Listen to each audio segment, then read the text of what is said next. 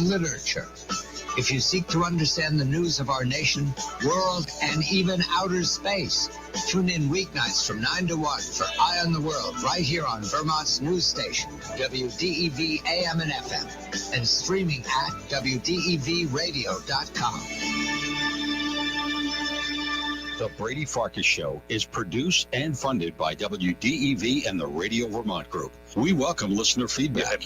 Email your comments to WDEV@radiovermont.com. The energy. We walked around for 35 minutes just in the parking lot looking for this car. The passion. UVM schedules the way they do to get as high a seed as possible in the NCAA tournament and to get as much tournament prep as they can, because they're not going to get it from their league. The opinions on all your favorite teams.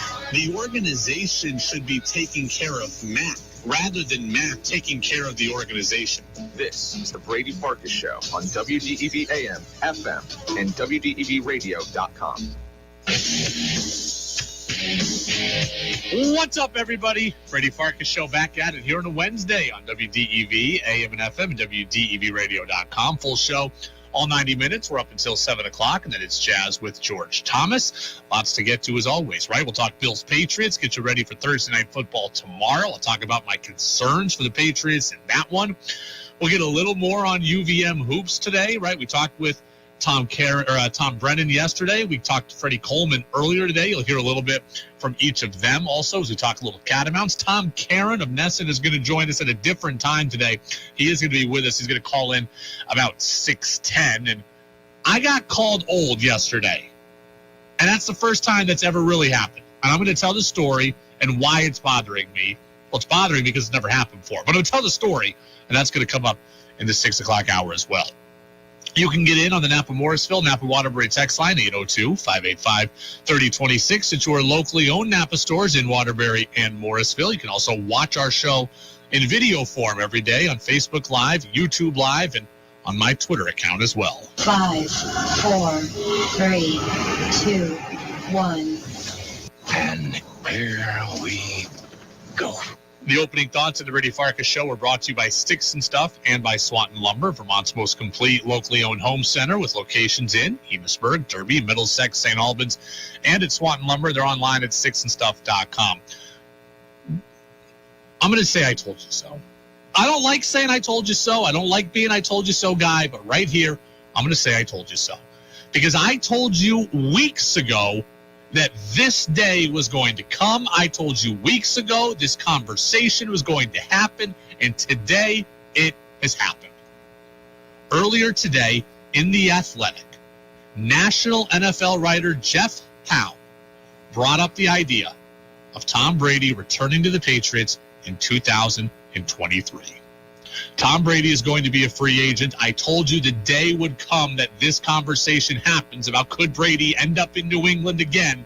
Brady is a free agent after the season, and today, November 30th, 2022, the conversation is happening, and Matt Light, Brady's former teammate, was on WEEI earlier today, and he stoked the fire as well. Matt, do you think Tom could come back to New England? Listen, I wouldn't put anything past him. I mean, the guy wants to win, and he knows how to do it with a guy like Belichick, right? I think he's seen, the differences now. I mean, he only played for Bill, and then he goes down to Tampa, and he's had a couple head coaches down there now, and he could conceivably come back and want to be with a proven winner. That would not shock me at all. So the NFL hot stove is burning brighter than the baseball hot stove, and we're 2.5 months away from the NFL offseason actually happening.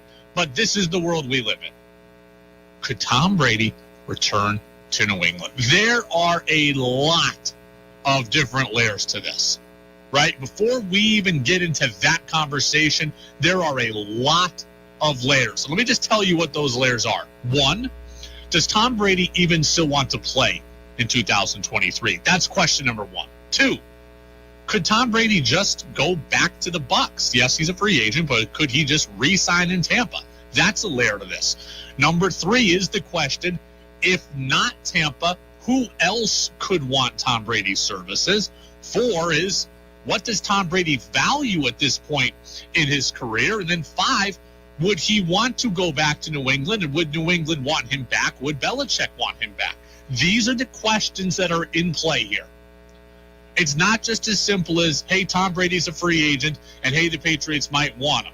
There's a lot that goes into this. So I'm just going to kind of start to run down the list. Number 1, Tom Brady is going to play in 2023. That, to me, is a guarantee. Tom Brady literally gave up his marriage for football. He got a divorce from his wife and lost full-time access to his children to play this sport. He didn't do all that just to play a couple of more games with the 2022 Bucs. He is in this. Tom Brady gave up his entire personal life for football. So if you think Tom Brady is retiring, you are delusional. He's not retiring. Unless Giselle says, I will take you back right now if you retire, file the paperwork, and stay retired, he's not retiring. He is coming back. So will Tom Brady play in 2023? That answer is yes. And it's unequivocally yes as far as I'm concerned. So the option will at least be on the table for Brady to go back to Foxborough. Let's work through the rest of these questions logically. We are going to get to the Patriots aspect of this in a couple of minutes, but let's work through the rest of the questions logically. Number 2, the question was, could Tom Brady just go back to the Bucs? And that answer also is yes. Does not mean he will, but he certainly could. The main reason why Tom Brady could end up back in Tampa is it is a winnable, very winnable division. At this point, as much as Tom wants to make it to 50, I think Tom Brady cares first and foremost about winning. He cares about winning above all else. He wants to win. Atlanta's not ready to win yet. Carolina's not ready to win yet. And New Orleans still appears to be multiple moves away from contending, and they're also in cap hell. So I think Tom Brady sees it as, if we have better health here in Tampa, this is still our division. This is still the weaker conference. So Tom Brady, I think, could very easily sit back in the offseason and say, you know what, let's run it back in Tampa because that's the best spot for me to guarantee myself a playoff berth. And I do think location is going to matter in this whole thing, right? If Giselle is going to be based in Florida and the kids are going to be based in Florida, Tom Brady just might also want to stay near them. If he's got a winning football situation and proximity to his kids, I think that is going to matter, and that could weigh on him heavily. So that alone right there might just push him back to Tampa. He may not love it. He may not love Todd Bowles. He may not love Byron Leftwich. I don't know.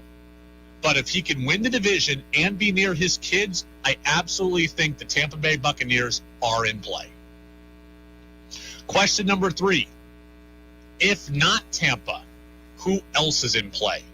Well, The Athletic listed 4 other teams that could be in the Tom Brady sweepstakes, and they're all fairly logical, right? So they've got Tampa as a choice, and they've got 4 other teams that all make a degree of sense. One is San Francisco, one is Vegas, one is Tennessee, and one is the Patriots. So the Pats are in that group of 5 that makes sense for Tom Brady. Again, and they all have their own logical reasons. San Francisco, he's from there. His family is based there. His now marriage and kids family, his parents, his sister, etc. So his family is there. He's from there. He grew up a 49ers fan. It's a ready-made championship team with an offensive-minded head coach in what is also appearing to be a fairly winnable division in the NFC West. And the 49ers also have a great defense. So it wouldn't have to just be the Tom Brady show. The 49ers are absolutely in play for all the reasons I just said. Vegas is in play. Why? the Josh McDaniels connection. Now, I would love to be in a division with Patrick Mahomes and Justin Herbert. I think that is a lot harder division to win, but the Josh McDaniels connection there is very, very real. You talk about Tom Brady being in his mid-40s. What do people in their mid-40s like, I think? They like tradition. They like routine. They like familiar. They don't like change. They don't like new. Tom Brady, Josh McDaniels, that is familiar. That is routine. That is process that I know, that I like, that I've won with. That team also has Devontae Adams. That team has Hunter Renfrow. That team has Darren Waller. That team has real weapons for him. An offense where he doesn't have to do everything. He can just distribute and get the ball to playmakers. Now, they have Derek Carr, and he has a no-trade clause, so that complicates things. But I imagine if Derek Carr is not wanted in Vegas, Derek Carr could very easily be dealt to the Jets or Seattle or someone else. Now, the timing of all of this is a little bit different because Carr's got bonus money due on a certain date, and that date is before you can sign Brady. But I don't know, maybe you can get a hint, hint, wink, wink deal. I don't know. But I think the Raiders with the McDaniels connection are also in the mix.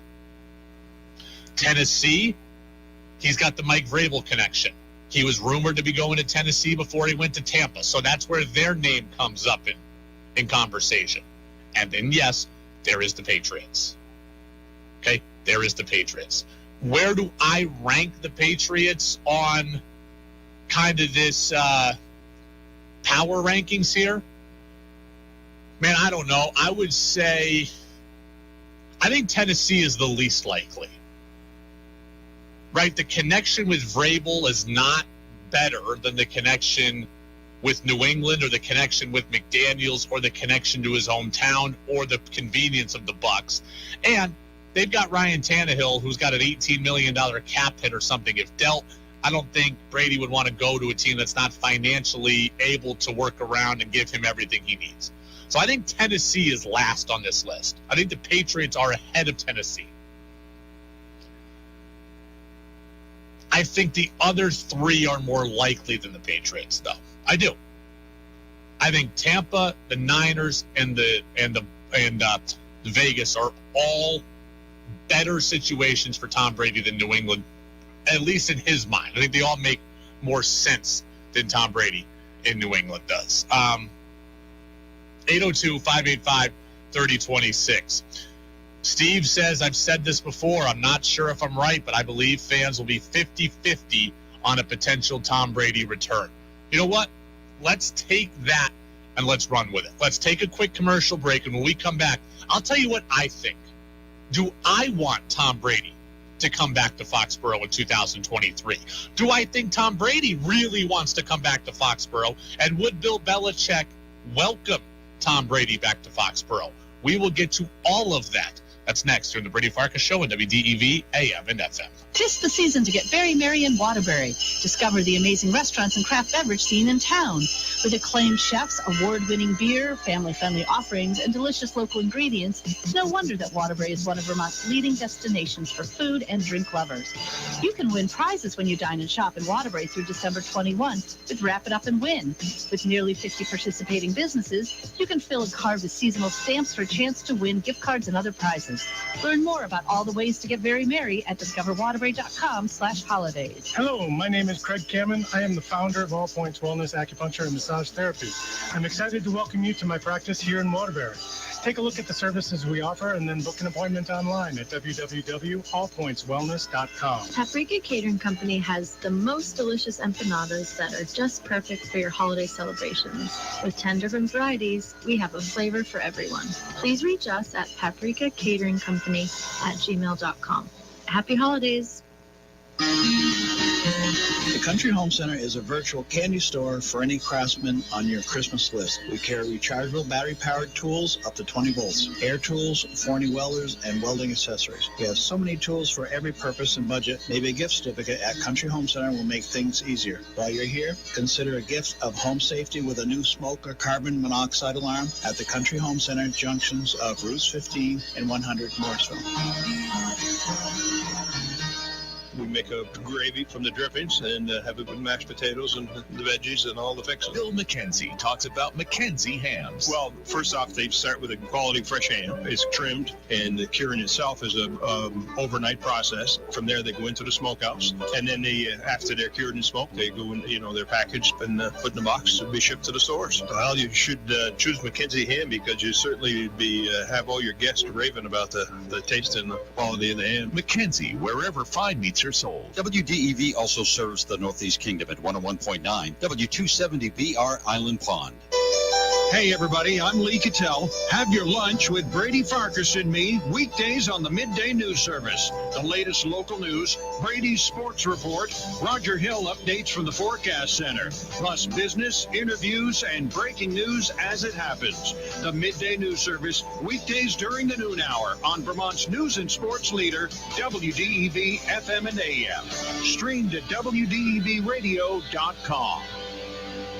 The Brady Farkas Show now has an interactive text line, so reach out now at 802-585-3026.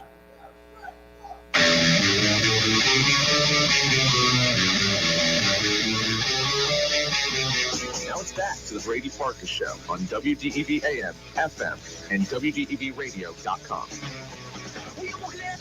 Welcome back in, Brady Farkas Show right here on WDEV, AM and FM, WDEVradio.com. Usually Tom Caron of NESN is with us at this time. TC's out and about. He's going to be with us at about 6:10 here today, so we'll talk to TC in a little bit, about 25 minutes or so. Look, I'm going to get into the Tom Brady and Patriots thing, but let me just say this right here. If you wouldn't welcome Tom Brady back because he left, I think you're viewing this wrong. If you don't want Tom Brady back because you don't want to see him play bad or you don't think he's good or it would taint his image or whatever, that's fine. But if you think Tom Brady was some kind of Benedict Arnold, I think you're viewing this situation wrong. If you want to be mad at somebody, there's two people to be mad at. One, you want to be mad at Belichick because Belichick didn't offer him the contract that he wanted. Belichick didn't show him the love that he needed. And you could probably be mad at Giselle also because Giselle, she didn't want him to play, period. But I'm sure she was like, if you're going to play in a situation that I want you to be in, which is down in Florida. So if you want to be mad at somebody, be mad at Belichick and be mad at Giselle. Don't be mad at Brady for leaving. I don't think Brady ever wanted to leave. So if you view Brady as a traitor who you never want to see don the helmet again, that I think you're doing wrong.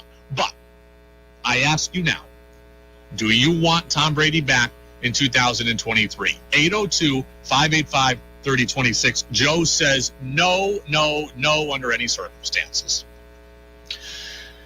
And I've thought a lot about this. I've been thinking about this for weeks, but I thought a lot about this today since this article came out. I do not want Tom Brady back in 2023 in New England. To me, it is not worth the risk.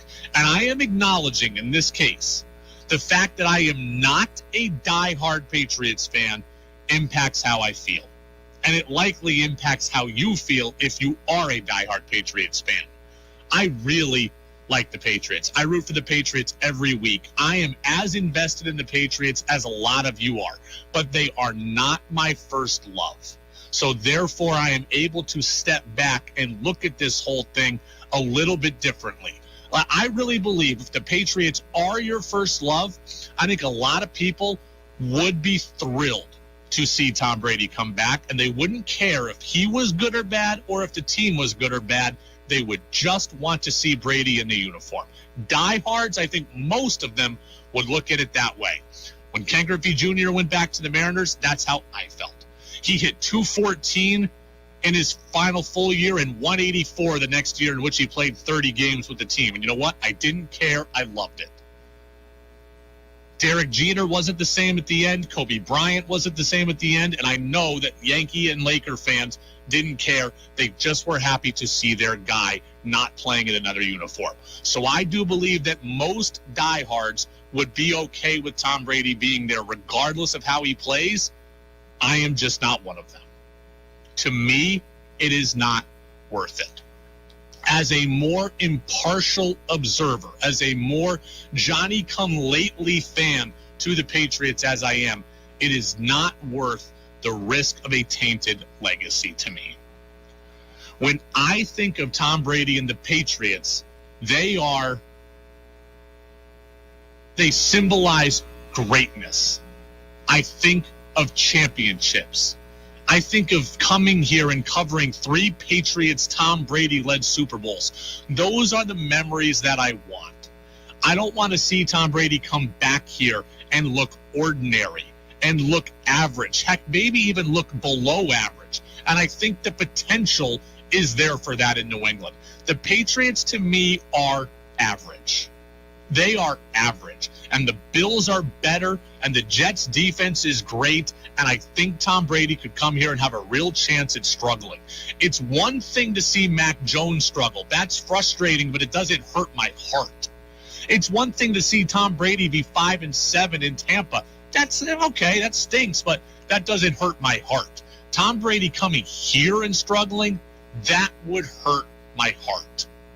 And that's not what I would want. I think a lot of you diehards would be okay with it. And I acknowledge that it's okay that you feel that way.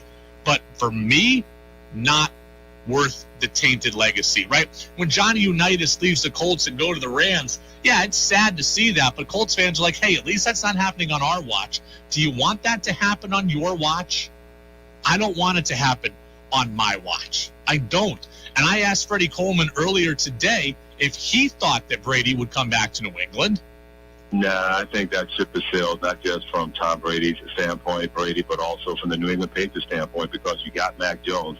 And honestly, there's no guarantees that Tom Brady is going to make your team a championship team more so than Mac Jones. You may be making a lateral move if you decide to go back to the past and think that's going to help you in the present and help you in the future. The minute that divorce happened between Tom Brady and New England, then you got to go your separate ways. That's also very interesting what Freddie says.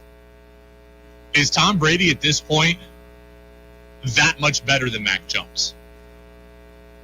Right? Like that's a real conversation to have. Is Tom Brady at this point that much better than Mac Jones?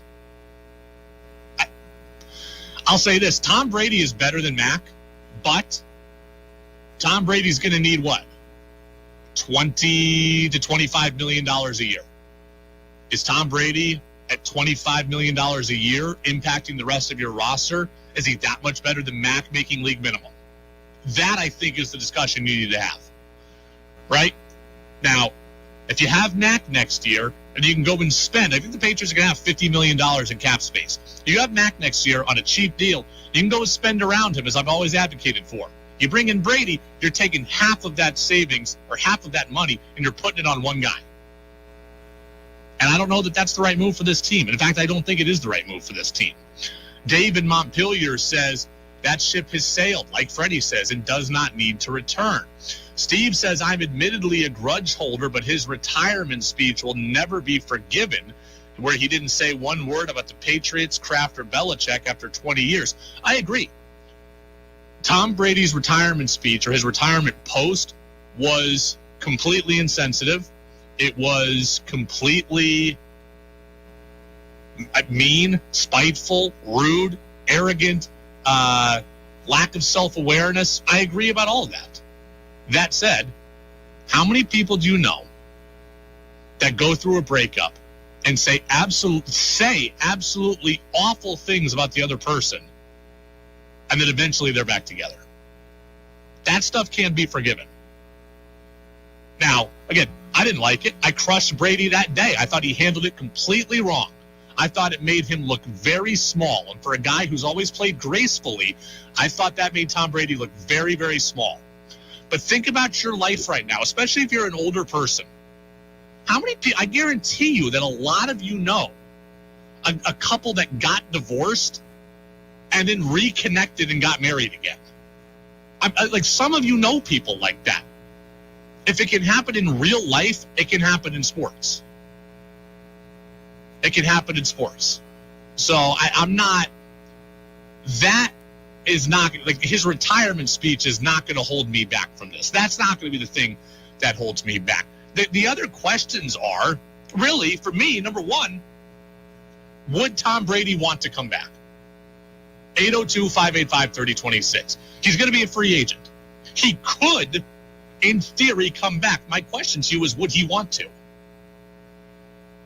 And I think this one's really, really tough. I've been going back and forth on this all day, and I keep coming to this conclusion.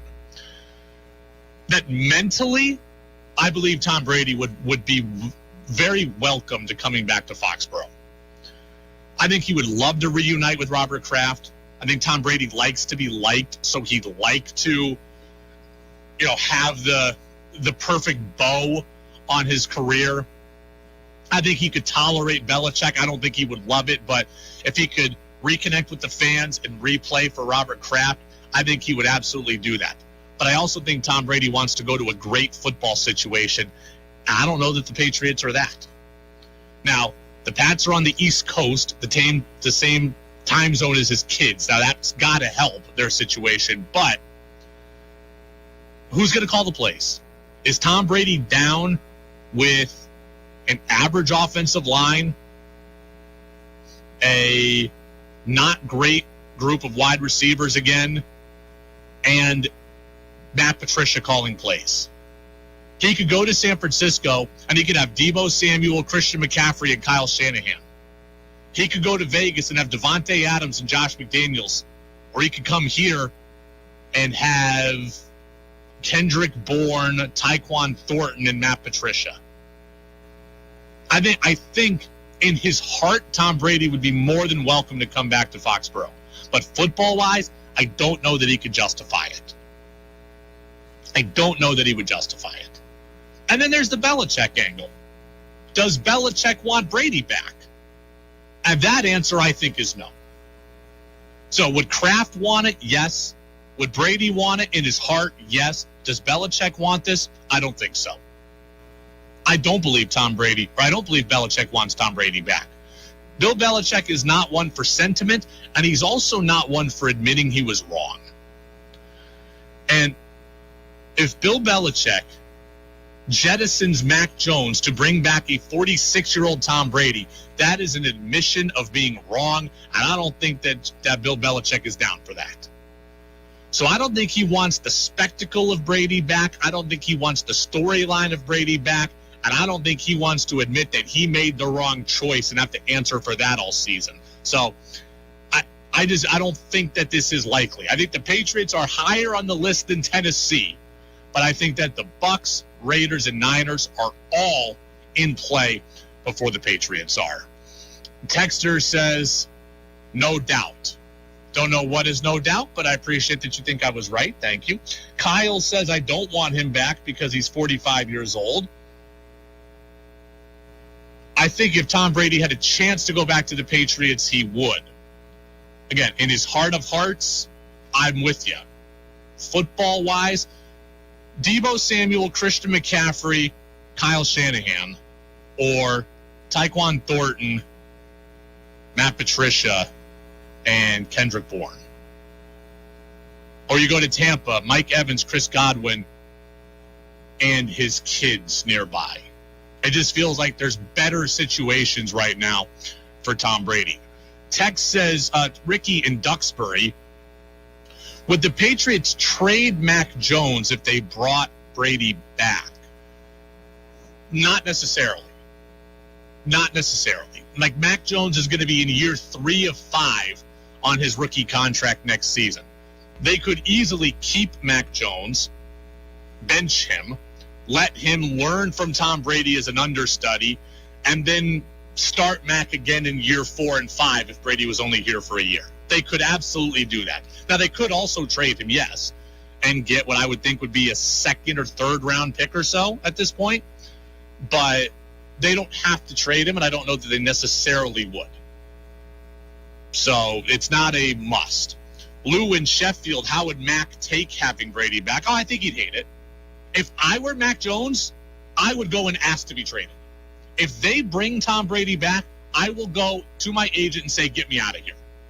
The Pats do not have to do it, but if I'm Mac, I'd want out. Because if I'm Mac, I'm like, look, I replaced this guy. I made the playoffs in year 1. I had a potential playoff berth here in year 2. We'll see what happens. I made everybody forget about him for a year.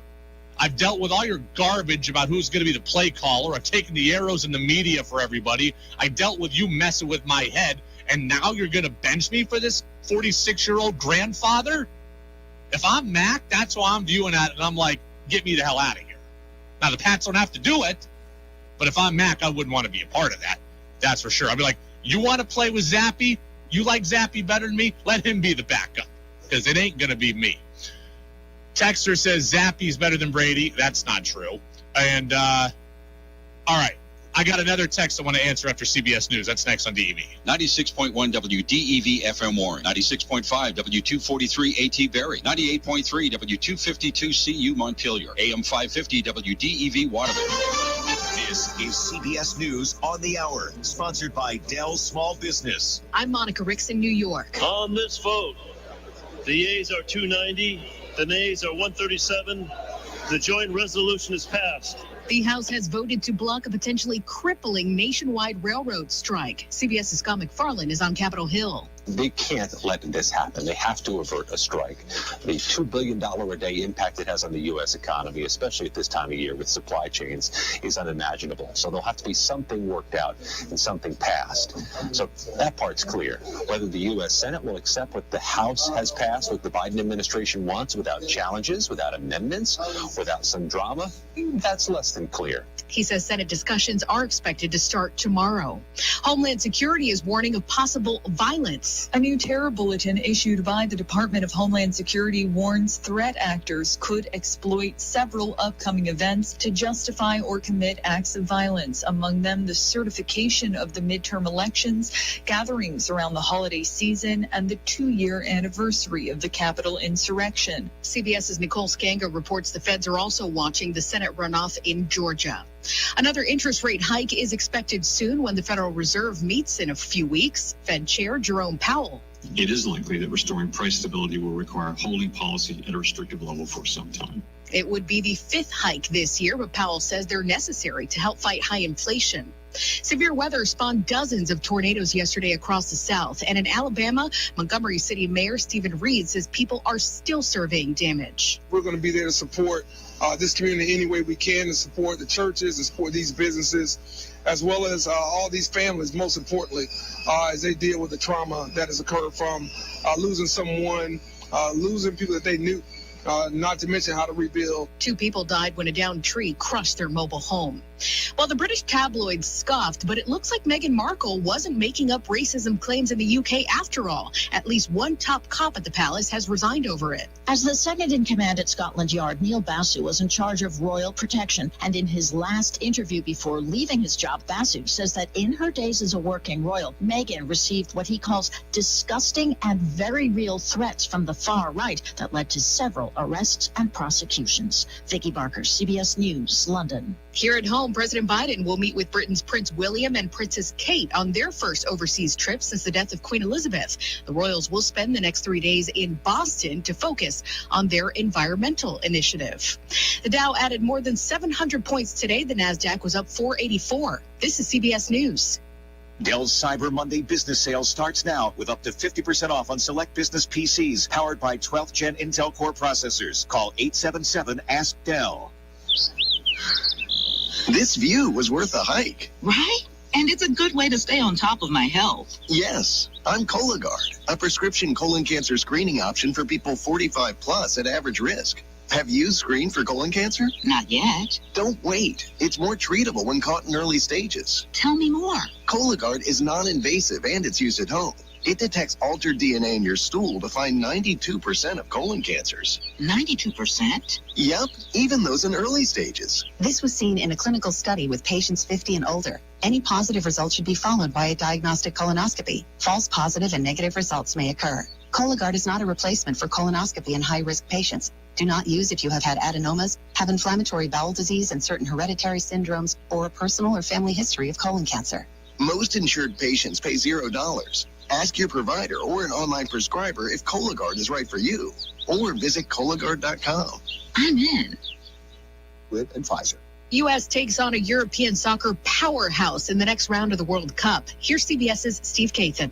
The U.S. will face the 8th-ranked soccer power in the world, the Netherlands, in the knockout round. Ben Jacobs of CBS Sports says it'll be a tough game to win. Make no mistake, it's going to be really challenging and difficult. And if they do go out, it will be with no disgrace now, because this Netherlands side have looked sensational. It's the first time the U.S. has played the Netherlands at the World Cup. The countries have played 5 friendly matches. The U.S. scored its first win in the last one back in 2015.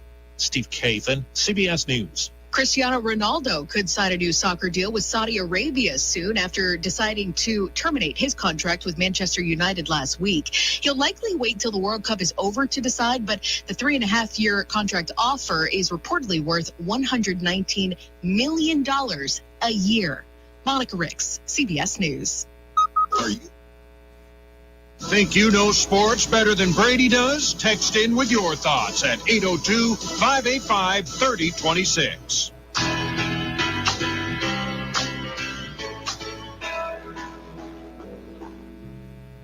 Now it's back to the Brady Farkas Show on WDEV AM, FM, and WDEVradio.com.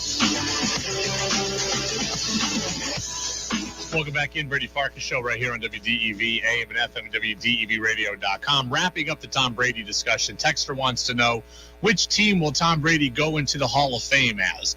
Though they don't go in teams in the NFL. Going in with a team is a baseball thing, right? They wear a hat that has a team's logo on it. They don't do that in football. In football, it's just the bust, and you don't have a jersey on. There's no emblem. It's just you. So if it was that way, Tom Brady, of course, will go in as a Patriot, but he doesn't have to worry about that. That is a baseball thing. We're going to get to Tom Caron here in about 5 minutes. TC is going to be calling in here again, joining us at a slightly different time here on this Wednesday. 2 very disturbing things happened to me in the last 24 hours. One far more disturbing than the other. Let me just tell you the lesser of the 2 evils right now first, because it'll be quicker.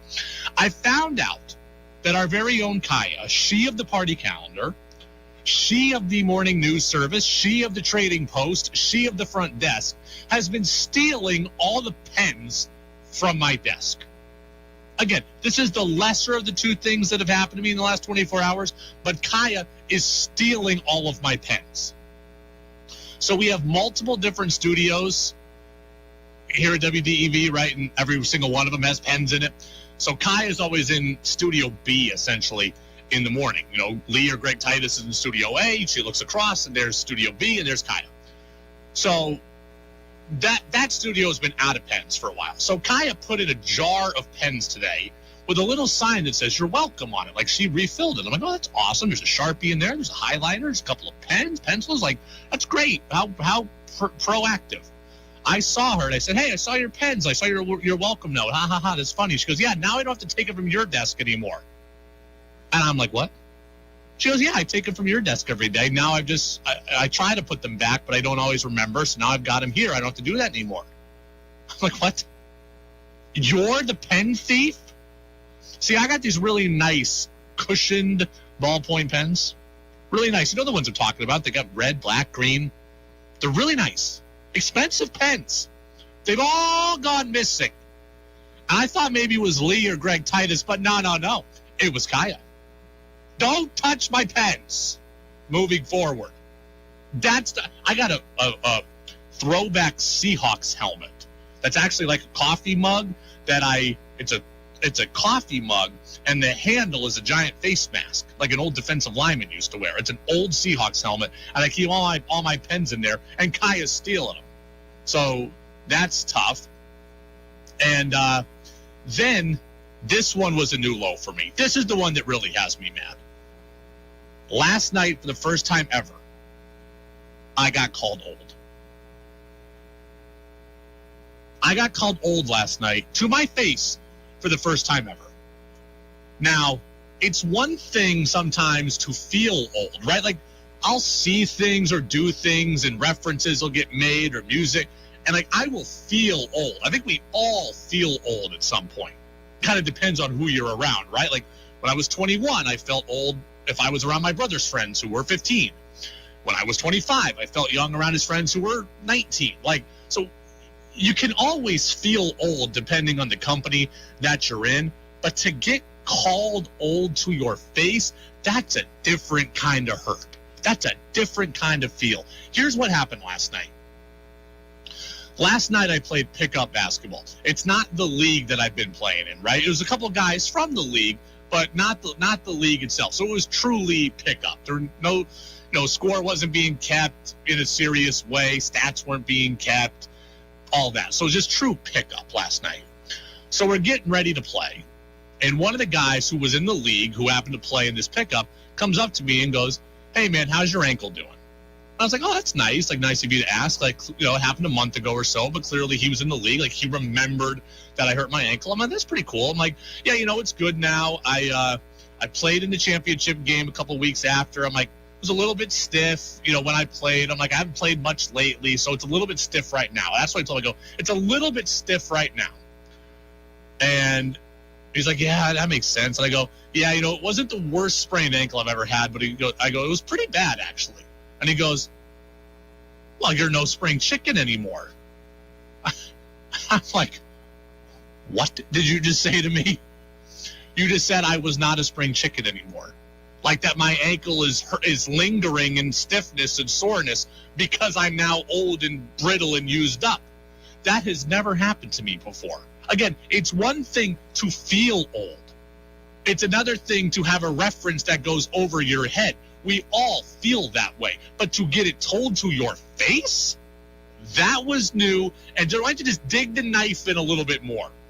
Like, I'm 33 now. I recognize that 33 is not 23. But everywhere, like, I feel young at heart. And everywhere I've been always, I've been the young guy.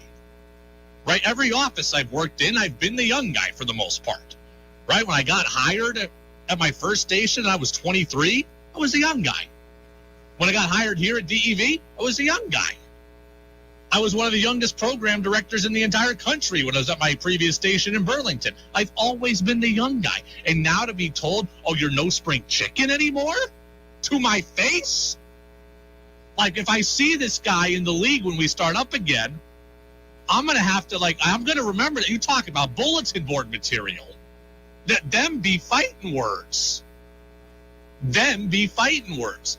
And then, now that I'm been told I'm old, and now I'm feeling old and self-conscious, I'm starting to wonder. And this makes me feel bad, too.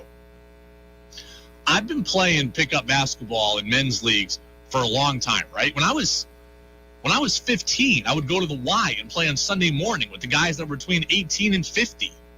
Like, I've always played with older guys. I've always played with men's league type players.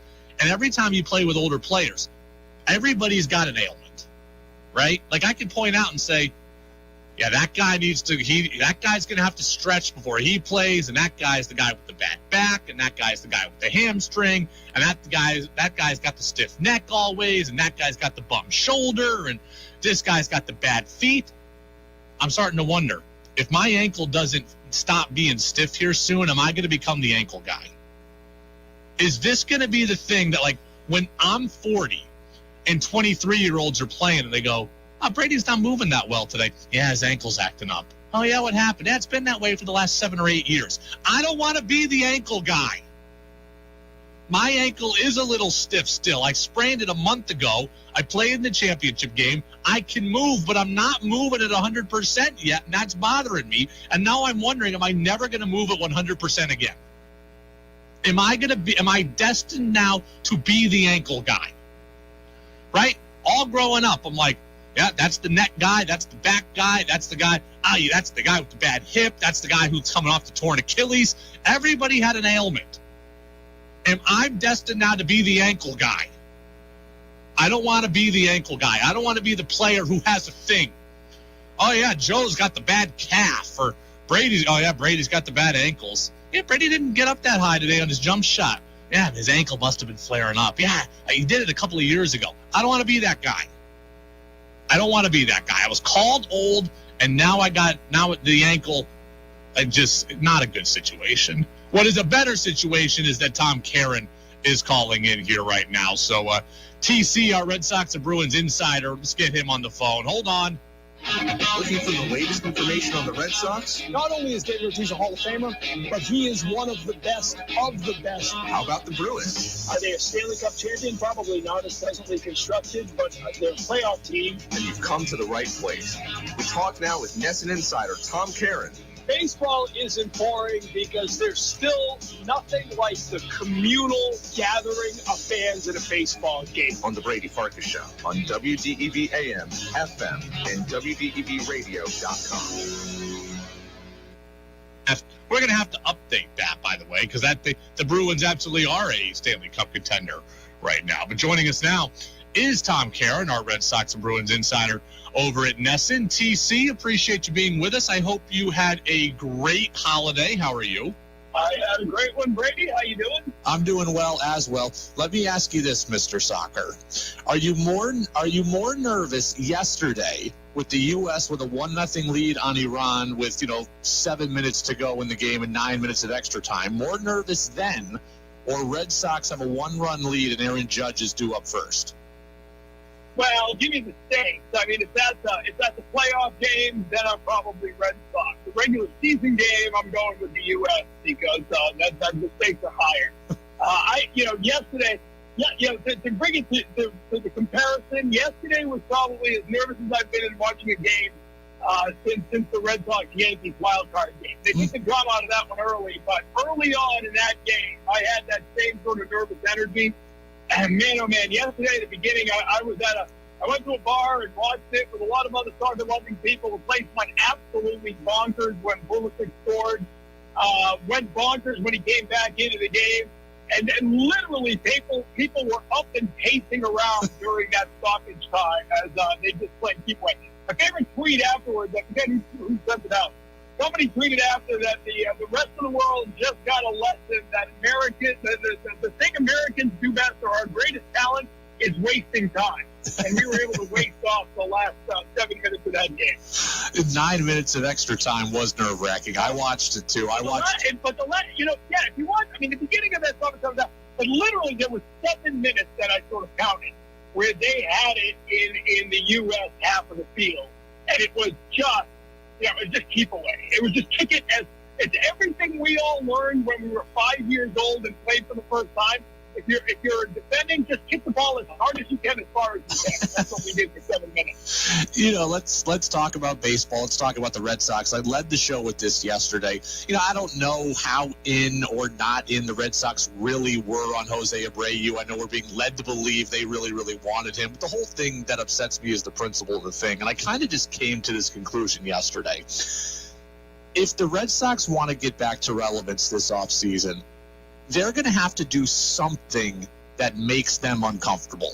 And that's either deal from the farm system, or it's spend a little more than you want, or maybe overextend for a year more than you want to. And I'm much more in favor of overspending than I am dealing from the prospect farm. But they're going to have to do something that makes them uncomfortable, are they not? Oh, I totally agree. And I'm going with C, all of the above. Spend more than you're comfortable with. Trade away some pieces. If you want to be relevant in this division, which, we've called this the toughest division of baseball for years, but it is arguably the best and deepest division it's ever been now, with the Orioles back in it and getting better, the Blue Jays, pushing to the top, the Rays, the perennial contender. We'll see what the Yankees look like when the dust settles, but they're in it, as we know, playoff team last year. You want to be irrelevant in this group, the group of death, if you want to bring it back to soccer. You've got to totally overhaul the team. It begins with big name signings, preferably the guys you've already got, Bogarts and Devers. Then it continues with needing to add a decent top half of the rotation pitcher, retooling the bullpen, probably adding a catcher, and get to that all through free agency. So it's going to take some trading. But you're right. It's going to happen. You can't be working on the margins here. You got to dive into the heart. And I told you this. It's all being held up by Aaron Judge, Jacob DeGrom, maybe Justin Verlander a little bit. They're going to set their markets. Then I think you're going to see things move quickly. I think once that first person sits down in the game and uses some chairs, there's going to be a flurry of activity. I think we could have one of those winter meetings that begin Sunday in San Diego. I think this could be one of those rare times where it absolutely is bonkers and teams are making moves, and Chaim Bloom better be in the middle of it. You know, it's hard, too, because fundamentally I agree with Chaim Bloom and ownership that the best way to build a sustainable winner is through your farm system. The difference is, look at the teams that have done that, right?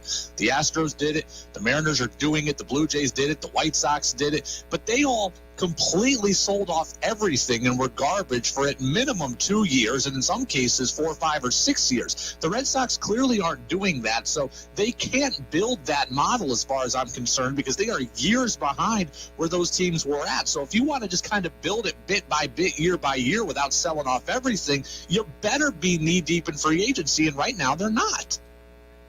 Well, I'll argue that they already – I mean, they've been the last place in the last 3 years. You know, so, I mean, they've hit high in the draft now, 2 of the last 3 years, or will after this next draft. I think they're further along that process than you want. It's you know, that's done. You picked up the farm system. You're top third in farm systems now. This is, to your point, this is now when you have to go jump into free agency. I think he will. I really do. We know he plays his cards close to the vest. We know nothing leaks out. The John Heyman report that Jose Brady was the first choice. Now, that's great, but Red Sox fans have gotten tired of hearing we were in on this guy. We were in on this guy. That's great. Get in on it and get some guys. Now, listen, I thought the Brady deal was too much. I think that's too much money for him at his age, and I don't think I want the Red Sox doing that. But you got to nail down some of these guys if they really are high priorities for you. Get it done. You've got room. You need a shortstop. You probably need an outfielder, and you need either for another guy who's going to rotate through different positions, including the designated hitter. We need pop in this lineup. You need more home run power up and down this lineup. You got to get that in free agency. Tom Caron, Sox and Bruins insider at NESN, with us here on the Brady Farkas Show on WDEV, AM and FM and WDEVradio.com here on this Wednesday. TC, Xander Bogaerts, we speculated on it a month ago that he was going to be a real target for Dave Dombrowski and the Phillies. I've seen John Morosi today. I've seen Buster Olney today say that rival executives would be shocked if the Phillies don't end up with one of the 4 big shortstops. How worried are you that Bogaerts is the apple of their eye? Oh, very worried, and I've been worried about that from the start. A lot of talk that Bogaerts and Correa, one of them end up in Philadelphia. And you know, again, will Dombrowski overspend on Bogaerts just to prove a point to the Red Sox? You know, maybe a little bit, but I don't think he's going to go way over the top when there are other options out there. But I do think he would absolutely love to land Bogaerts. Maybe do it at the winter meetings next week when all the media is there and he can have a little press conference with everyone there. I think that would be a great little victory lap in the mind of Dave Dombrowski. I was saying this during the season that he'd love to do that. You know, have Kyle Schwarber give him a little call, say, "Come on, buddy, look what we did this year.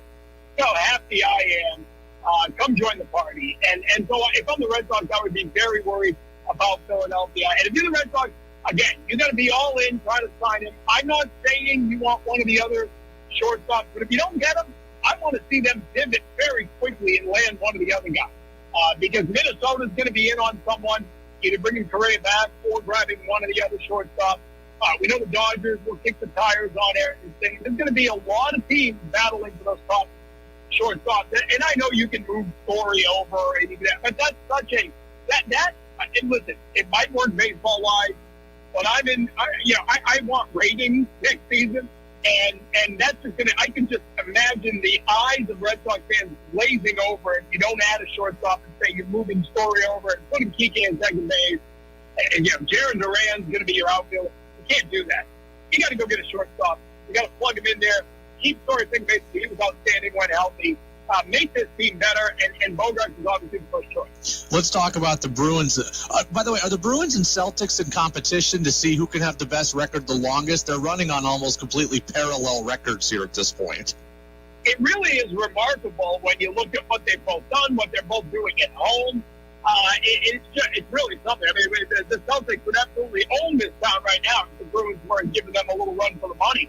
It's stunning. It is simply stunning. 13 now at home. Taylor Hall outstanding last night. The finisher we wanted forever. But we realized listen, so much of this is because Krejci gives them so much depth. Not just making that second line better, but making the third line better by not having to call the guy out. Love the way DeBrusk's playing. Polino's been unbelievable. Just up and down the depth of the forwards, they've been outstanding. Swayman playing well now that he's had to get thrown back in there. Just owning the Tampa Bay Lightning now. That's become the storyline. I just absolutely love the way this team is playing in all facets of the game. The physicality is there. The accountability is there. Special teams have been okay, good enough. Montgomery's got this team playing. All right, Mr. Football, Mr. Soccer, Patriots, Bills prediction for tomorrow and USA Netherlands for Saturday. All right, so let's start with the Patriots. I got a feeling tomorrow's the night they finally put together a game. Bills are beaten up right now. We know the defense is going to have some issues. So I actually like the Patriots tomorrow. I think the Bills are falling. I'm not suggesting that the Patriots are going to go on any big run here and take off. But I think tomorrow's a winnable game for them. So I'll give them, let's call it a 1-touchdown win, a 7-point win. And here's the deal now. USA Netherlands on Saturday. The Dutch are beatable. They're also, in full disclosure, when I was on a soccer podcast, I predicted them to win the World Cup. Okay, so that was like a month ago. But they've been uninspired in what I've seen in group play. They've got a great back line with Van Dijk in the middle of it, the Liverpool center back. They're a very good, very accomplished team. But right now, the U.S. midfield, and I know this is deeper than you wanted to go, but the U.S. midfield right now, the three midfielders are playing at a level that I don't think we're seeing from any other country. I think you can put them right at the top of 2 or 3 other teams in midfield play right now. And I think the Dutch are exposed in midfield, and I think the U.S. could win this game. So I'm going to go I'm going to call it a 1-1 draw with the U.S. winning on kicks.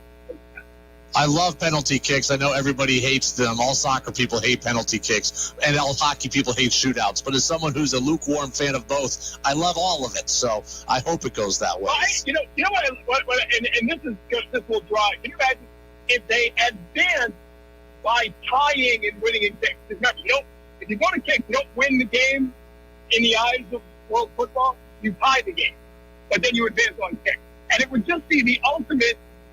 Sunday morning, the soccer haters in the U.S. will go absolutely nuts if they advance on a tie, because that's it sort of encapsulates everything that a lot of Americans hate about soccer. But I think it's great.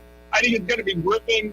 I'll be on a flight to San Diego for the winter meeting, watching on that plane. I apologize to anybody around me because I'm going to be screaming, but that's life. I can't wait to watch this game. TC, we'll talk to you next week from sunny San Diego then. Sounds good. I appreciate it. I appreciate that as well. TC really is Mr. Soccer. Look, I'm all in on penalty kicks. I know that real soccer people hate penalty kicks and real hockey people hate shootouts, and I get it. If that's your favorite sport, it is a cheesy, artificial way to get a winner. I wouldn't want baseball games decided by a home run derby or an NBA game decided by a three-point shot or a three-point shootout. So I get it. Right? If it's your favorite sport, I totally understand and respect your opinion. But as a once every 4-year observer of soccer, I am all in on penalty kicks. Theater, drama, things are in doubt, real emotion, agony of defeat, emotion of happiness of victory. Like, penalty kicks provide that. And I'll be honest with you, penalty kicks are often the 5 minutes of penalty kicks are often more exciting than the 120 minutes that I watched the actual game for. So I'm all in on penalty kicks. I'm also all in on shootouts. Okay. 2014 Sochi Olympics, the TJ Oshie going back and forth with Team Russia, all shootout long. One of the best sports moments of my life, just having watched it. Watched every bit of it live. I told you I love Olympic hockey. I love even more Olympic hockey that ends in shootouts. So, I know I'm in the minority. I know soccer guy hates penalty kicks. I am not soccer guy, so I actually like them very, very much. Ralph says TC is always sharp. I enjoy his takes. I enjoy TC as well, and I appreciate TC always making time for us. The Xander Bogaerts stuff, this is not great. Right? Like, this is not great. TC's worried about the Phillies. I am worried about the Phillies. I have been, just like he has been worried about Dave Dombrowski. The market for Bogaerts appears to be very robust, right? The initial goal, I think, for me was that Xander Bogaerts was 4th of 4 on the shortstop market, and that everybody would want Trey Turner, and then when they couldn't get Turner, they'd pivot to Correa, and then when they couldn't get Correa, they'd pivot to Swanson, and then Bogaerts would just be kind of left, and that he kind of eventually just fall back to the Red Sox.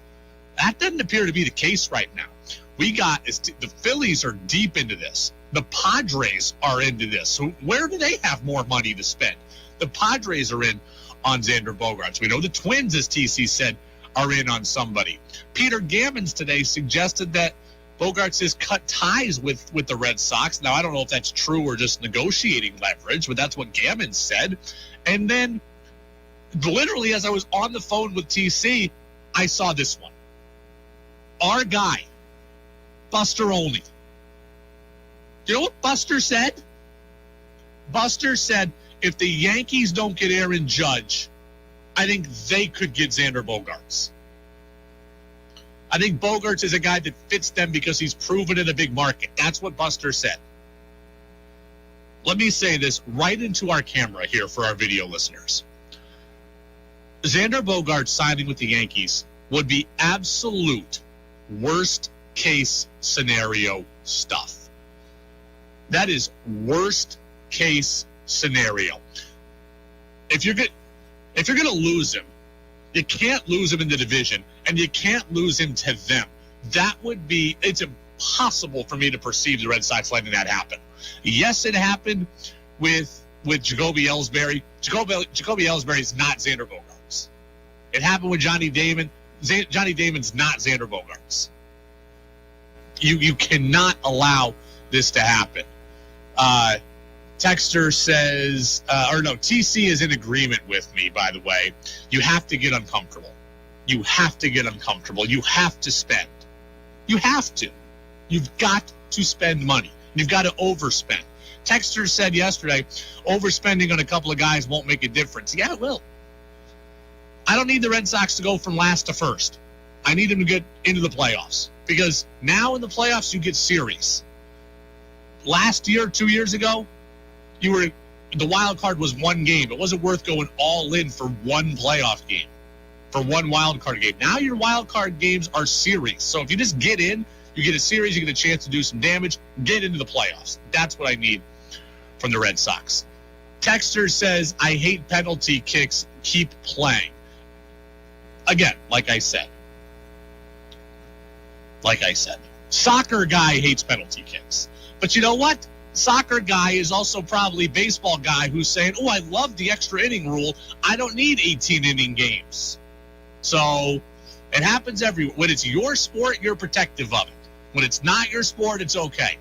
Soccer guy probably says, oh, my God, this baseball game's taking forever. Oh, the automatic runner rule ends in the 10th?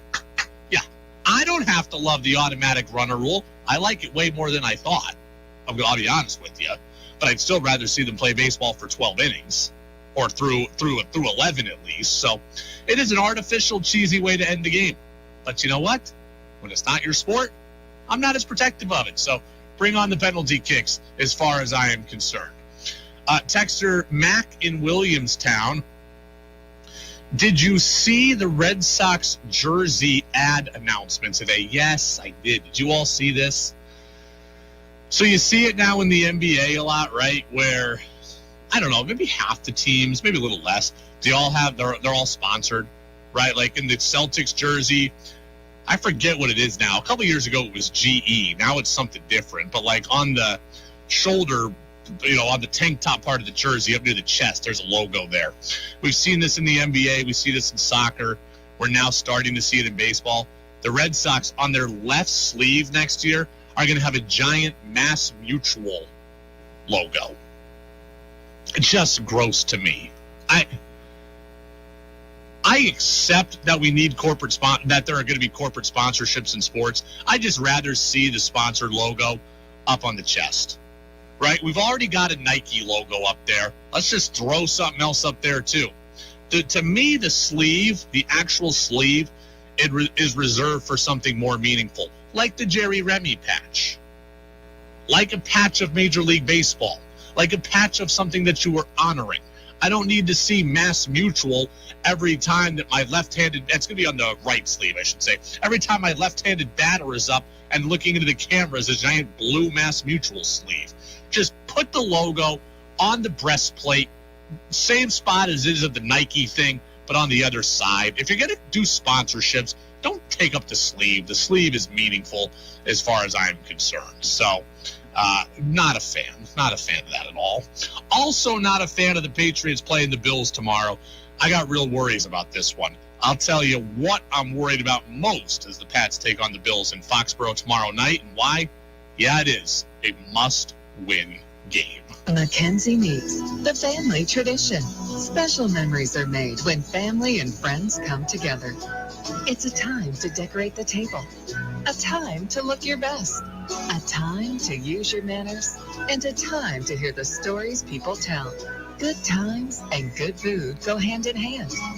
Premium meats and cheeses since 1907. It all comes together for moments like these. Make it special. Make it Mackenzie. This is David Goodman. Join me every Wednesday at 1 o'clock for the Vermont Conversation, brought to you by vtdigger.org, Vermont's nonprofit news source. I'll talk with national and local change makers from the worlds of politics, social and racial justice, science, education, and the environment who are having an impact on our daily lives. You can also hear the Vermont Conversation at vtdigger.org or sign up for our podcasts. Join me and take part in the Vermont Conversation Wednesdays at 1 here on WDEV. Dr. Travis Stork here to tell you about a great pain reliever called Salon Pass Pain Relieving Patches. Salon Pass is pain medicine in a patch. You stick it right on sore muscles for up to 8 hours. Clinical research has shown that people that used Salon Pass reported less pain with improvement in mood, sleep, and the ability to work. Safe, effective relief is one peel and place away. Salon Pass, it's good medicine. God, I'm so stressed about my business not being ready for the holidays. Uma. What is that? Meditation? I'm recommending the Uma cloud phone system with auto attendant and more than 35 features. Uma? Yep. Switching to Uma is a cinch. Starts at $19.95 per month per user, plus taxes and fees. Uma. Now you're feeling it. Visit Uma.com. That's OOMA.com to learn more. Uma. Smart communications for the smarter business. Union Mutual encourages you to take a few easy steps to maintain a safe and warm home this winter. Move blankets, curtains, books, and other flammable material away from heat sources and store firewood away from the wood stove. Only dispose of ashes outdoors and in a metal container with a lid. Union Mutual, providing home, auto, and business insurance through independent, locally owned agencies for over 140 years. Find an agent at unionmutual.com. For some people, all they need to know about weather is the high temperature for the day. But if you're one of those people who really wants to understand the hows and whys of weather, especially here in the Green Mountain State, then Roger Hill's Weather Classroom podcast is for you. Some of the topics I'll explore are the types of precipitation, global temperature averages, and tropical cyclones. Roger Hill's Weather Classroom podcast is available at WDEVradio.com, Apple and Google Podcasts, Spotify, and Amazon Music. Your chance to be part of the show is on the text line at 802-585-3026.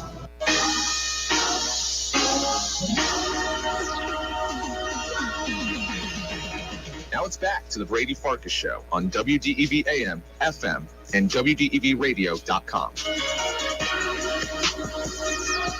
Welcome back in, Brady Farkas Show, right here on WDEV, AM and FM, WDEVradio.com. We have no show tomorrow night. The reason being is because of Patriots football. Patriots taking on the Buffalo Bills. Our coverage will begin at 5:30. Kickoff is just after 8. It is a must-win game for the Patriots. No one's getting eliminated, so it's not must-win in terms of you have to win or your season is officially over. The Patriots have to win, though. If they lose this game, their season is over. I didn't necessarily feel that way 2 days ago, but as the game time gets near and the urgency gets greater, I feel that way now. There's no other way around this.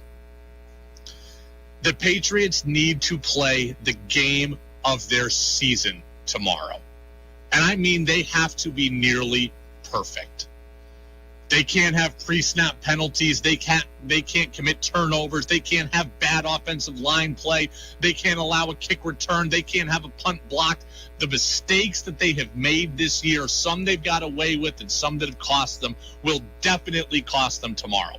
They cannot afford to be anything less than perfect against the Buffalo Bills. I have said the Patriots need to get to 10-7 to have a really good chance at the playoffs. That requires you going 4-2. If you lose tomorrow to the Bills and you then need to go 4-1 in your final 5, kiss the playoffs goodbye. That's not going to happen. The Patriots are at home tomorrow. They have to take care of business at home. They're not beating Buffalo on the road in the beginning of January. They're not doing that. Buffalo is going to win that game in January. And then the Patriots, if they lose tomorrow, would have to win every other game on their schedule. I don't trust that will happen. Miami, Vegas, the Cardinals, Cincy, I don't trust that's going to happen. Tomorrow is their shot. They need to come out with energy. They need to come out with urgency. And they need to come out crystal clearly focused. Laser-like focus. Better at blocking. They need to be disciplined in how they defend Josh Allen. They need to catch every pass.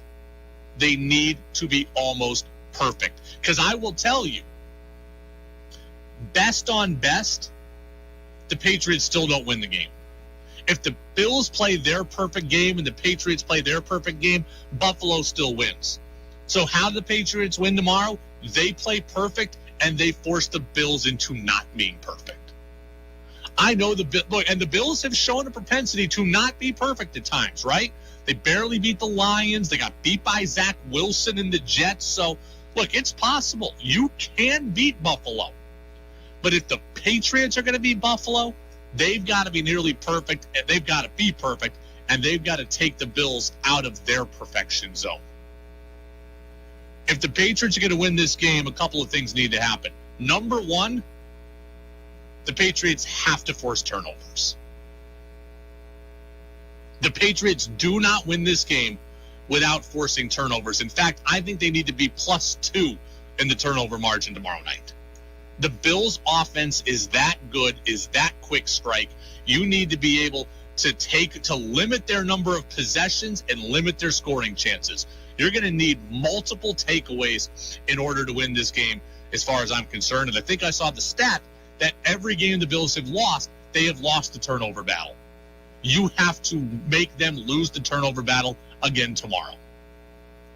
You have to win the turnover battle. I asked Freddie Coleman of ESPN Radio earlier today what he thought the Patriots' key to the game was, and he said this, and he's right. You can't allow him to have big plays in the red zone. If he's going to make those plays between the 20s, you're going to have to live with that if you're the Patriots. But then you really got to tighten things up and make them settle for field goals and make them have to maybe go for it and try to get a touchdown, put that kind of pressure on them because... Yes, if the Patriots are going to win this game, the red zone is going to be a difference, right? We already know how bad the Patriots are on offense in the red zone. One, they're going to have to convert in the red zone. We say that every week. And two, they're going to have to limit Buffalo because the Bills are going to get there, right? The Bills are going to move the ball up and down the field. They're going to get to the red zone a couple of times. If they get to the red zone 4 times and score 4 touchdowns, you're getting boat raced out of your own building. If they get to the red zone 4 times, score 1 touchdown and attempt 3 field goals, then you got a chance, right? Because that would be a potential of 16 points instead of 28. Red zone offense, you've got to convert. Red zone defense, you've got to hold. Now, the Patriots will have an advantage tomorrow, I believe, in that it is supposed to be super, super windy. The Bills are a team that loves to throw the football. If wind is a factor, you remember what happened last year in Buffalo when they played when there was all that wind and the Bills couldn't throw the ball around the yard? Now, it's not going to be that bad tomorrow in Foxborough, but if it limits their ability to throw the football And if it impacts the kicking game, then you got a chance. But you've got to score touchdowns too, because guess what? Your kicking game is going to be impacted also. I can't force Nick Folk to kick 5 field goals in 35-mile-an-hour winds and only make 2 of them. When you get down there, touchdowns. When they get down there, field goals. It's got to happen. It's got to happen. I am very, very nervous about how the Patriots defend Josh Allen. I don't know what they can do. They were gashed by Lamar Jackson. They were gashed by Justin Fields. Mobile quarterbacks have throttled the Patriots this year, and Josh Allen is the best thrower of all of those quarterbacks as well. I don't know what you do here. If you line up and play man-to-man coverage, Josh Allen's receivers beat you one-on-one. NFL football is designed for receivers to win one-on-one battles. So if you play man football, press coverage, Stephon Diggs wins that battle. Isaiah McKenzie wins that battle. So you can't do that. If you want to line up and play zone, and you want to drop everybody, well, then you've dropped everybody into coverage, and now Josh Allen's going to run. Or he's going to just go 5 yards at a time with these little crossing routes. If you want to get a ton of pressure and you don't get to Josh Allen, then he beats you down the field, or he steps up in the pocket and he runs. I don't know what the best answer is. I feel like the best thing for the Patriots to do is to let the Bills run the football and then try to hold up in the red zone. That is what I feel is best. I think the Patriots play a zone. I think their best course of action is play a zone defense, drop guys in coverage, maybe have a spy on Josh Allen so that he can't just run like I just said, and then I'll bait them into running the football. And you know what? They're going to run it effectively. They're going to run it for 4 yards here and 7 yards there and 8 yards there and 5 yards there, and they will work up and down the field. The question is then this. If when they're working it up and down the field, can you force a turnover there? Hey, we're going to give to Devin Singletary 5 plays in a row. On the 5th one, can we force a fumble? Or can the Bills know that they've got success in the run game, but will they get undisciplined and Josh Allen takes an ill-advised shot into my zone defense and then I get a pick? I don't know that my plan will work, but to me it is the best course of action. And earlier in the year, Allen was tearing up zones, so it's not like he doesn't have the ability. But I think the best course of action, let them run the football, see if you can force a turnover, and see if you can stop him in the red zone. What I can't do is let him go 35 yards down the field, 40 yards down the field. If he's got to go 5-7, 8, 6, 4, 3, I think that's better. Force him into 14-play drives and hope you can stick in the red zone or force a turnover. I am worried about this matchup. The Patriots have to have it. Because if they don't get it, they're not going 4-1 in their final 5. I'm also worried about the Patriots' injuries. Bills have injuries too. Deion Dawkins is out, their offensive lineman, and Von Miller's out. Those are huge losses. Patriots are out Isaiah Wynn and Damian Harris. So Ramondre Stevenson, can you carry the entire load? And if you can't, then who's the guy behind you? Right? Ty Montgomery, I believe his season is over. He's not there. They released J.J. Taylor. So Pierre Strong, Kevin Harris, who if not Ramondre Stevenson? Can he take the whole load? I'm worried about that. I'm worried about how you defend Allen. I'm worried about the urgency of this game. My gut tells me the Bills win this. And my gut tells me it ends the Patriots season. I hope that I am wrong. I have been wrong before this year. But my gut tells me the Bills win this game.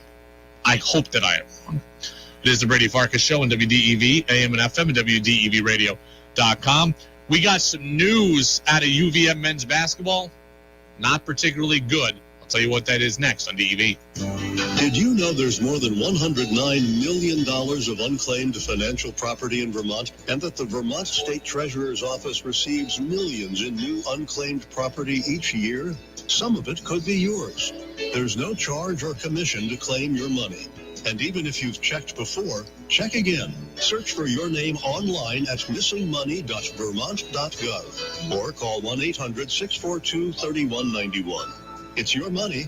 Claim it. Folks, to say the least, it's been a challenging year for consumers, not just on gas and groceries, but vehicles too. At Lamoille Valley Ford, that ends today. Tell them, kid. We have over 400 new vehicles either on the ground or in the pipeline, and we're ready to make deals. Right now, at Lamoille Valley Ford, we're taking $2,000 off MSRP on any in-stock Escape or Explorer. When you combine that huge Lamoille Valley Ford discount with factory incentives, returning lessees can take up to $3,000 off MSRP. That's right, that's $3,000 below MSRP. Also, qualified buyers can combine that with 3.9% financing. Or how about this smoke and lease deal? Right now, returning lessees can lease a brand new, fuel-efficient 22 Escape for just $299 per month with only $3,900 cash or trade due at signing. The best part is you don't have to wait 6 months for your vehicle to be ordered. These 400 available units are either in stock or arriving shortly. Woo! The bottom line is at Lamoille Valley Ford, we're not going to miss a deal. So drive from 14, 15, or 16 to Hardwick and let Lamoille Valley Ford show you we know price matters. It's a winter wonderland of magical joy this holiday season at Woodbury Mountain Toys. Hi, this is Karen. Come in and let my friendly and knowledgeable staff help you find just the right gift for every playful person on your list this year. Our shelves are brimming with the best selection of science projects, games, puzzles, Legos, arts and crafts, books, marble runs, puppets, dolls, and beautiful dress-up. Find some magic this holiday season at Woodbury Mountain Toys on State Street in Montpelier, open 7 days a week. Support Central Vermont Habitat for Humanity's affordable homeownership program with an evening of food, drinks, and live music. Bid on unique Vermont experiences and products, including a table from Shackleton Furniture and passes to Killington, Mad River Glen, and Sugarbush, all to help Central Vermont Habitat for Humanity to build safe, energy-efficient, and affordable homeownership opportunities in Central Vermont. Register to attend to get a 20% discount on lodging at the Mad River Barn. It's the Bid to Build auction for affordable housing Saturday, December 3rd from 6:30 to 9 at the Mad River Barn in Fayston. The afternoon news service is every single weekday at 4 p.m. right here on WDEV. It's news, it's business, it's sports that you care about. We talk to our local experts from all around the state looking at every sector to keep you informed and up to date on the latest news that you need to be aware of. The afternoon news service every single day at 4 p.m. right here on the Friendly Pioneer, WDEV, AM and FM, WDEVradio.com, and streaming on the WDEV radio app. Make your opinion heard by texting onto the Brady Farkas Show at 802-585-3026. Now it's back to the Brady Farkas Show on WDEV AM, FM, and WDEVradio.com. A couple of minutes left here in the Brady Farkas Show, and then we get you out to Jazz with George Thomas here on WDEV AM and FM, WDEVradio.com. That show goes 7 until 9, and then we've got Eye on the World with John Batchelor. Bad news regarding UVM men's basketball. Nick Fiorillo, the team's starting center, out as much as 8 weeks with that lower body injury. So he was listed out indefinitely in the end of the Bahamas tournament. He played 6 minutes in the second game of that tournament against UNC Wilmington. Did not play, obviously, in the last game against Long Beach State. Out as much as 8 weeks. That comes from head coach John Becker via Noah Searson of NBC5 News up in Burlington. So that's a tough break for UVM, right? That's your starting 5-man. And while he was only averaging 6 points a game, he's not much of a rebounder. You were already very, very thin in the front court. You've just lost your starting big man. That would be a problem. As I said to you, though, on Monday, as far as I'm concerned, the rest of the non-league is about getting answers. Yes, you want to win. It's also about experimenting and trying some things. Perry Smith Jr., it's time to grow up, right? It's time for him to come out and be an impact player. Again, do not need him to all of a sudden, as a true freshman, go 15 and 10 every night. But can he put up 6 points and 6 rebounds? That's what I'm looking for, because he's going to have to play grown man minutes now, and I'm going to need some grown man production. Over the next, 7 or 5 non-conference games, whatever it is, can I get him into a mode where he can get 6 points, 6 rebounds by the league? He's got to grow up, and he's got to do it quickly. And then, which perimeter players can I isolate in the post to help me there? UVM has no post presence right now. Okay? I need Perry Smith Jr. to be able to score and rebound and defend in the post, and then I'm going to need some other guys that I can isolate in there offensively. Sam Alamutu, Dylan Penn, Robin Duncan. Which of my guards or guard-forward hybrids can I put down on the block and see if they can score me some points? Because I've just lost a big player at 6'8", and I've just lost a guy who can score. Fiorillo can shoot the three. He was not doing it well this year, but he's a guy who can shoot the three. I've got to replace his production. The other thing I want to say is this about UVM. UVM's 2-7. We know that. They're going to play Linden State tomorrow, and that's a big whoop. I hope they beat them by 40, but I hope they also develop some things that need developing. I've been catching a lot of grief for my take on Monday that UVM's goal and expectation should still be to win the conference. I've been getting a lot of grief for that. I asked Freddie Coleman if that grief was warranted. I said, Freddie, do you think it should still be their expectation to win the America East? And Freddie, he was on my side. Oh, absolutely, because I'd be more concerned if UVM started 2-7 in the America East, and that's a whole different situation. But you're exactly right. That's why they schedule games like this where they're playing a lot of road games in a non-conference schedule to get them ready for the America East. It's all about a one-bid league. You're never, ever going to have two teams out of the America East making the NCAA tournament. They're always going to be a one-bid mid-major league. And if anybody understands that, it's Vermont basketball, where you play those kind of games early. You have those rough kind of stretches with a young basketball team, but then it's going to toughen you up mentally and physically, especially in the American East, where a lot of people believe that Bryant is going to win the league. Okay. So Freddie agrees with me. Just because you start out poor does not mean my standards should change, right? Like, let's look at it this way.